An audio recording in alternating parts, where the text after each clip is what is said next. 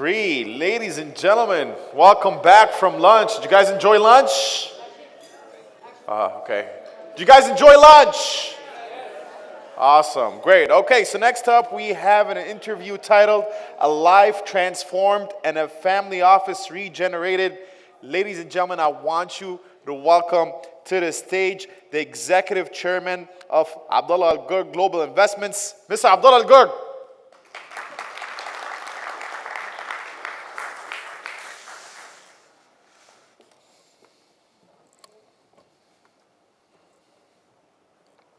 Whichever.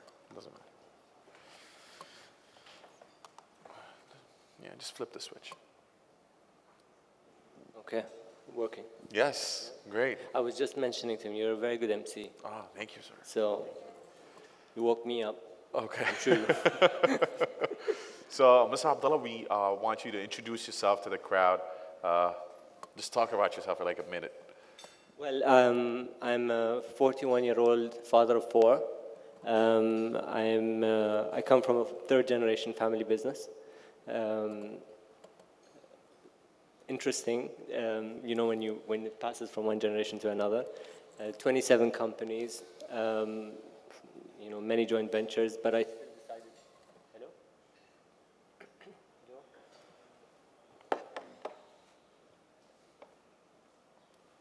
Hello? Yeah. But I still decided to set up my own family office. Just decided to become an entrepreneur. So, Mr. Abdullah Al Gurg is being a little modest. It's not just any family business. Al Gurg Group is arguably maybe top 3 in the UAE and probably the region. And just the fact that you would leave something that's been a well-run, well-oiled machine. I didn't leave it. I'm on the board. Okay, so why did you want to someone start else your is own doing thing? my job. Oh, okay. But I get to do something which I'm passionate about. I had a stroke around 4 years ago, and when I had that stroke, it changed my perspective in life. I met my current partners, which helped me recover in preventative medicine.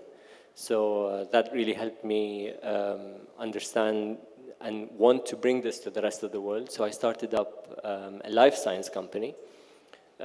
Just to put things in perspective, I was not mobile. I had a slanted face. I couldn't really conduct any business. And from there, to have the spirit of starting up a few of my own companies, my own group, it's a huge transformation. So I just wanted to give that opportunity to other people as well, and to help people become healthy. Haven't been to a doctor for 4 years, your perspective in life changes when things happen. So how did it change? Can you talk to us more about your recovery from the stroke? First of all, that's an incredible recovery. I think everybody here. Well, it's first of all, it's God's wish. It's not my. But I followed a strict program which I was introduced to, and the program is based on my genetic code, and we had online sessions, and it was quite transformative because they gave me a certain frequency every day, and I could see and recognize that my life was changing day by day, and I automatically started making different choices in my life. It wasn't someone telling me what to do, because if you're smoking or you're drinking, no one wants to be told stop smoking or stop drinking or stop going out, or you have to make certain choices in your life. So the program I was on, usually you've heard of many other wellness programs, which you go for a week and then you leave, and then everything is history. And you gain 6 kilos after that. But no, this is ongoing. It's every day. So you fall into a new rhythm, and this new rhythm helps you set a new cycle in your life. So that's where. I want to hear more about the system. Like it sounds like a miracle drug of some sort. So It's explain organic. more. What is the code? What is the game? Every one of us is different. So Okay. what works for me is different than what works for you. But what they do is they assign you a specialist, and they can work with around 50 to 60 people per year. And yeah, it's phenomenal. I mean, I'm just here, one of many others who have benefited from this. So I just really want to, if anyone needs help, I'm happy to introduce you to them. So you had the initial conversation with them on Zoom, and then what happens? And then they take my blood works, over 200 different tests. So what's and the then system they like? create a bespoke program for you. They create a bespoke program, which is a daily program, online sessions. They educate you differently. So it's a full education system, but also with herbs, with many other things. So new techniques of thinking. It's not available. I can't really explain it in a 5-minute sitting here. Okay. It took me 4 years to reach where I am today. Just give us an example of the different frameworks of thinking that you've installed during this program, because it seems very very interesting. Like, what is a different way of thinking? Like, one situation that you would have acted differently before, and you would act in a different way. Well, aggressive. Okay. Under normal circumstances, I would be very aggressive and very, temperamental. But now I've learned how to manage my feelings in a different way, where I can react to things in that context, and that's really amazing, because for someone to get to feel that empowered, I mean, I can't really put a price onto being able to reach that point. That's one. Number two, I was diabetic, and I'm not diabetic anymore. 3, I had a kidney cyst, Okay. which disappeared now. Yeah, you start working on small things, and then your goals become bigger and bigger as you go forward. It's like resetting the system. Yeah, it's a reset. It's a reboot. Wow. But you need to be prepared to work with them, because you So can't. is this like an exclusive type thing that like only the Iron Mans of the world can get access to, the Tony Starks? For now, but my goal, my mission is, and that's why I started my family business, my family office. My mission is to globalize this. That's why I started my charity foundation, which takes that same program, and my goal is to invest in the technology to create an automated system of what I just spoke to you about, that's available for the mass. And that's my sort of life mission, if I may say. So right now the public can't get access to it, but that's what you're working on right now. Yeah, but you can, I mean, who can afford it can, but the mass will get soon. Okay. So the fact that you just started your own family office, so what industries, what sectors are you looking into? Well, I'm into wellness. So one of our first investments is a resort in Switzerland called Le Grand Hotel and Spa. That's one, and we're planning to open that as well in the UAE. So that's one area. Then the life science company, which I spoke to you of. Esports is, I have kids. Even though I'm trying to grow up, I still finally have a small got child. someone to talk about esports. Speak more, Mr. Abdulla Al Gurg. Go ahead. Esports. Well, I stumbled on esports. I Okay. really don't understand. I understand now, but I didn't understand back then.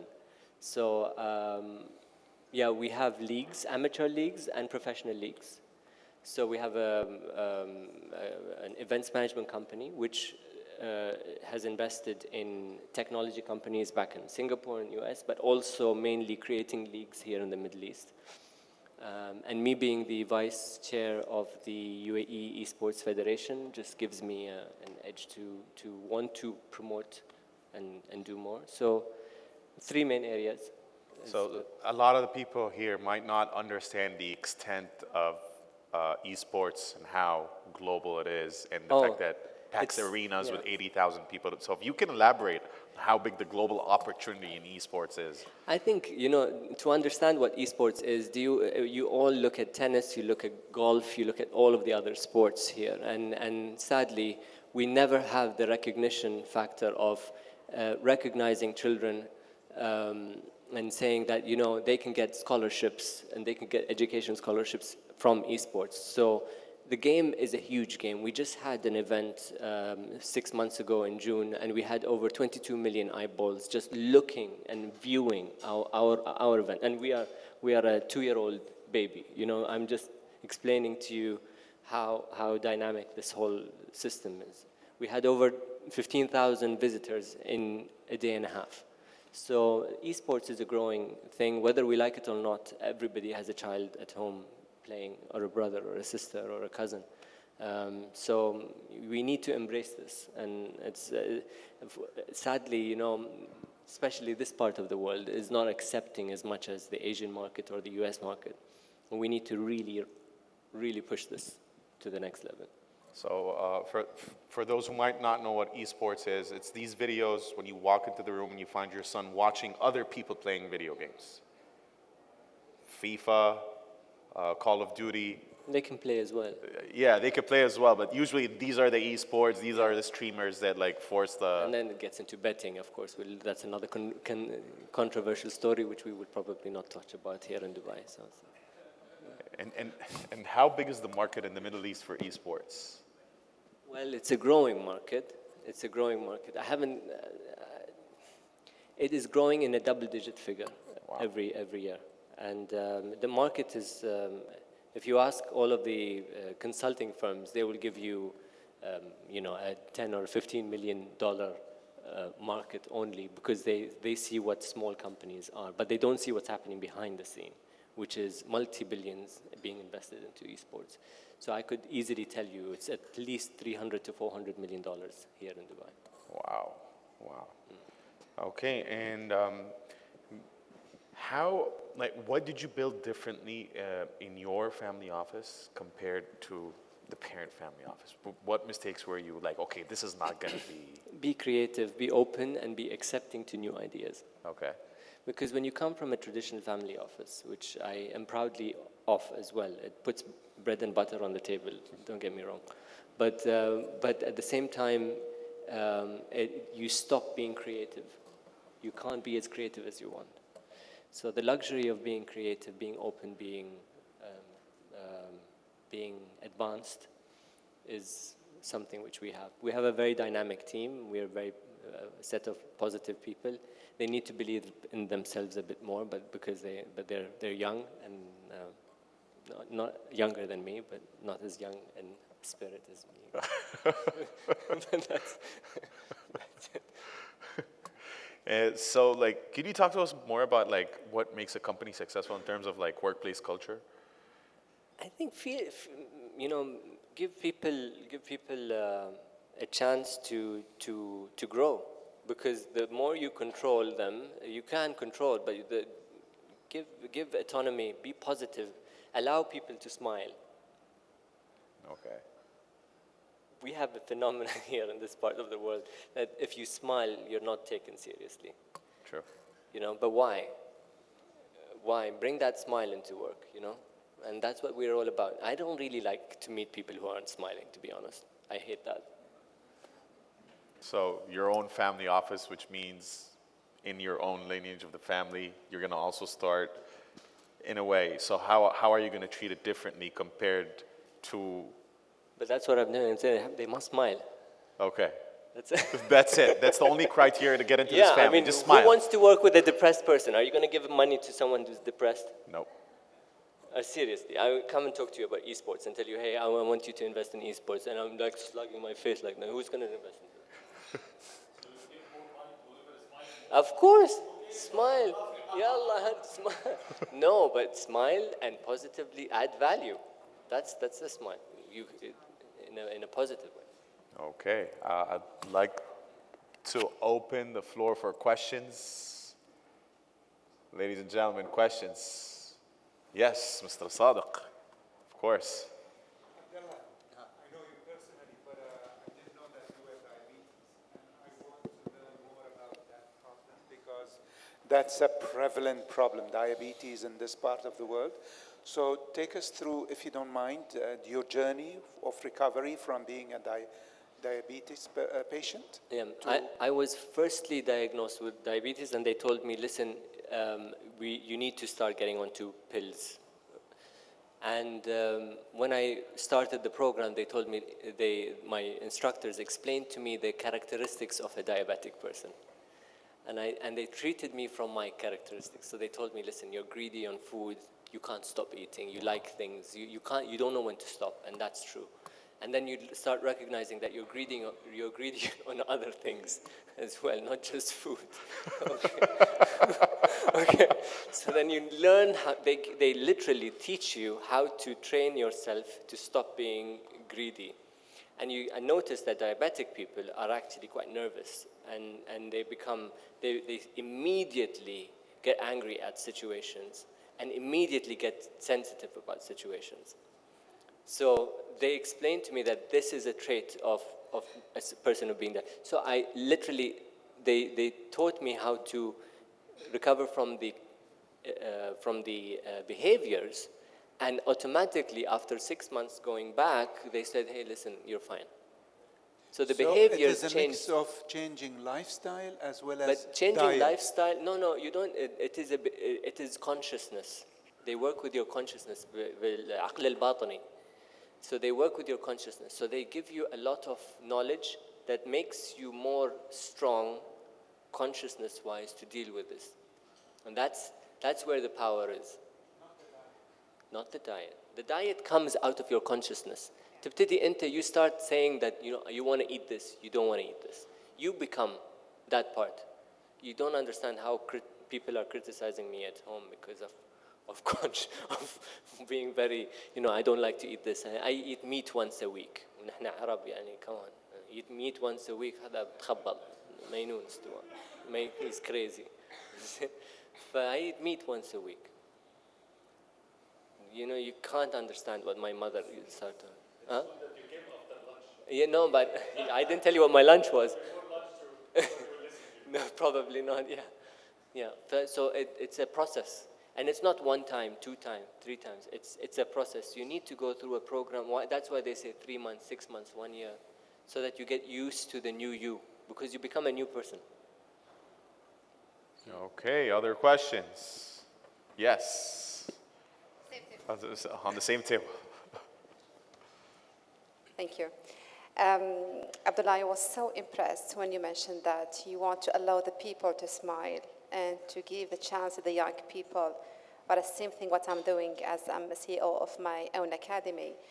How do you see it? For me, same thing. When it comes to recruiting and dealing with the people, I'm not focusing on the experience. I want fresh people. I want to give a chance to the people. So how do you find it? What is the outcome of this one? The outcome of recruiting? Of when you are doing, like, trying to place a smile on those people, giving them a chance. You have to make people feel that they're important. They only smile when you feel that they know that you care about them. If I go to work and I just say to people, just work, and I expect something out of them, it doesn't come that way. You have to relate to a person. So that smile has to come natural. It doesn't come forced. So that's the difference. Okay. Other questions? Right at the back.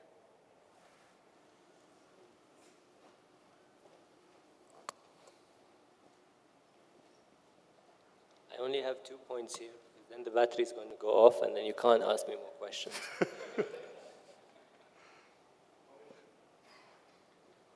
Congratulations for rebuilding your health. That's inspirational. Thank you. I wanted to ask also about building your... I can't see you. Can I see? Sorry. Oh, yeah.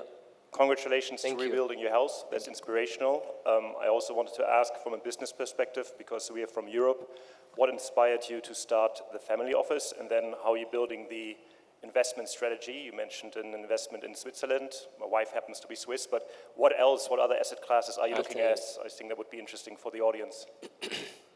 Well, I decided to start up my own, I've lived 20 years of my life serving my family business.